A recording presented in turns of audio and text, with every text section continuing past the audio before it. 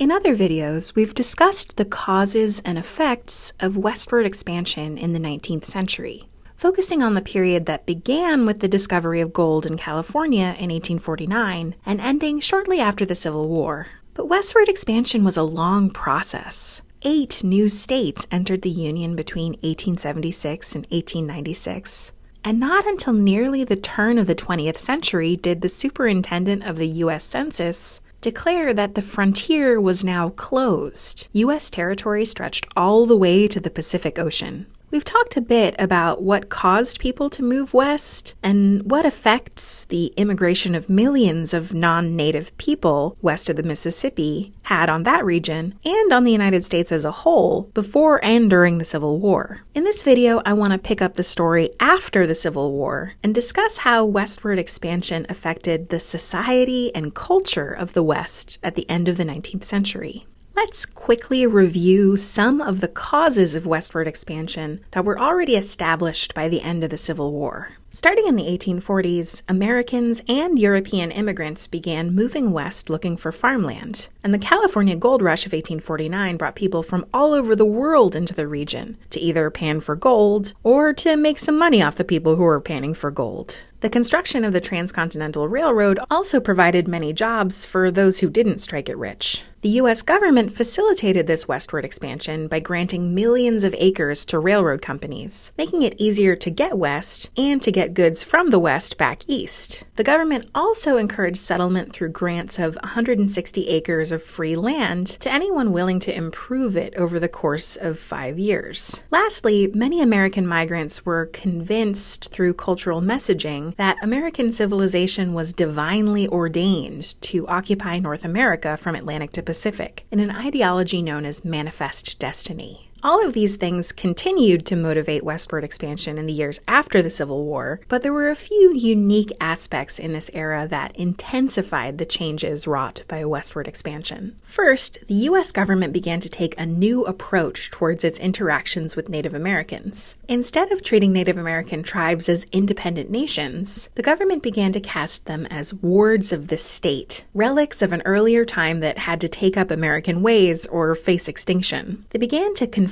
Native Americans to reservations and classify any individual or group that refused as hostile. Another related thing that changed was that after the Civil War, the U.S. Army could apply its full might to subduing the West through a series of conflicts with Native Americans called the Indian Wars. One thing I find fascinating about these conflicts was that many of the generals who led campaigns in the Indian Wars were former Union generals who had fought to end slavery in the South during the Civil War, including Oliver O. Howard, the commissioner of the Freedmen's Bureau. What do you think their approach to Native Americans versus African Americans says about how they conceived of American citizenship in this time period? The effects of westward expansion also intensified after the Civil War. As we've already mentioned, one effect of Americans' westward push was violence against Native Americans and other minorities. The U.S. Army forced Native Americans onto reservations, or hunted them down when Native Americans attempted to prevent white settlers from encroaching on those reservations, like when gold was discovered on the Sioux Reservation in the Black Hills of South Dakota.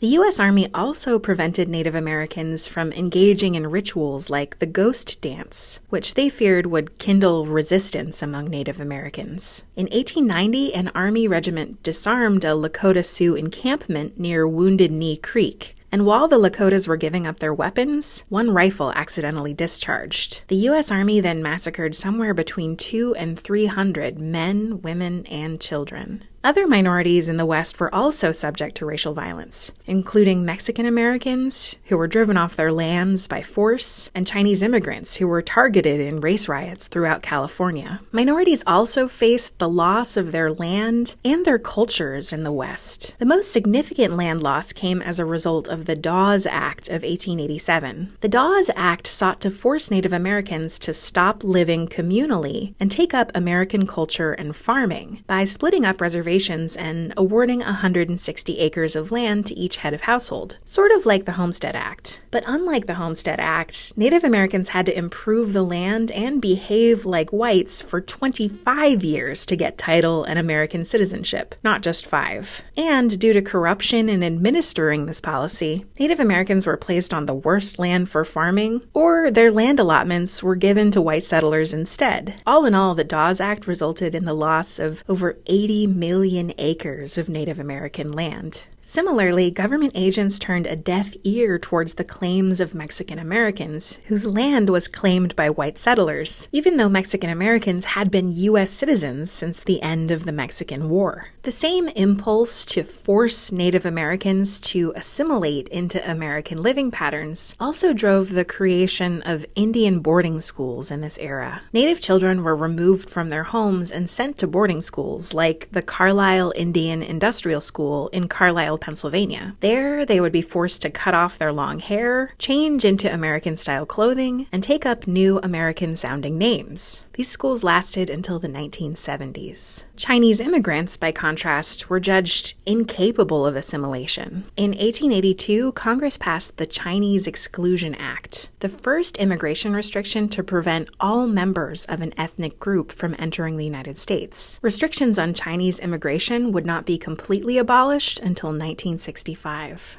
There were also some far-reaching environmental transformations resulting from westward expansion. One of these was the near extinction of the American bison, also known as the buffalo. Huge herds of buffalo roamed the American West for all of recorded history in the area. Plains Indians had overhunted them in the years before large-scale immigration to the West, but the coming of the railroad signed the buffalo's death warrant. There were about 15 million buffalo in the West at the end of the Civil War, but less than 20 years later, there were fewer than 1,000 buffalo remaining, due to whites hunting them for sport or clearing them from rail lines. This left Plains Indians, who depended on the buffalo for meat and clothing, in a state of near starvation, making it even more difficult for them to resist being forced onto reservations. Plains Indians were also affected by the development of barbed wire in this era, which white settlers used to fence off what had been communal grazing lands. This was also a hardship for cowboys, who once had driven herds of cattle to railroad depots over long stretches of open range. By the end of the 19th century, there was little to no open range left at all. Lastly, the spread of settlers into the arid western part of the Great Plains led to massive irrigation projects in order to supply lands that weren't really naturally suited to farming with water. This meant damming and diverting rivers, and the use of farming techniques that would later contribute to the ravages of the Dust Bowl in the 1930s. Who has access to water and for what purposes is still a major source of conflict in the American West. So as we look forward into the 20th century, from our vantage point here at the edge of the American frontier, let's take some time to think about what the story of westward expansion tells us about how Americans thought about citizenship and access to resources in this time period. How will those ideas influence the United States once it begins to step on the world stage and look for new frontiers outside of North America?